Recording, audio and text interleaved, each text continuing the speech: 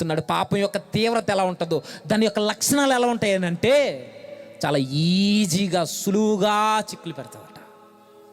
ఏం కాదులే అని అనుకుంటావు, అంతే, చిన్న విషయమే కదా అనుకుంటావు, ఒక్కసారే కదా అనుకుంటావు, ఎవరు చూడట్లేదు కదా అనుకుంటావు, ఏం కాదులే అనుకుంటావు, పశ్చాత్తాపడదాం అనుకుంటావు. కానీ ఒక రోజుకి ఆ పశ్చాత్తాపడే మనసు కూడా చచ్చిపోద్ది, కఠినమైపోద్ది, సులువుగా చిక్కుబడతావు. సులువుగా చిక్కుకుంటున్నామని నీకు అర్థం కాదు, ఉరుతాడేసుకుని పరిగెడతావు, ఒక్కసారి నిన్ను లాగేస్తుంది, గోతులోనికి పోతావు. అయ్యా ఎంత లోపలికి పోయాను, నేను బయటకు రాలేకపోతున్నాను, రొమ్ములు బాదుకుంటావు. రాలేవేక, నీకు నీ హృదయం నిన్ను ప్రేరేపించదేక, కఠినమైపోయింది ఇది. అందుకే పౌలు గారు చెప్తున్నారు, ఈ పాపంతో జాగ్రత్త, సులువుగా చిక్కులు పెడుతుంది,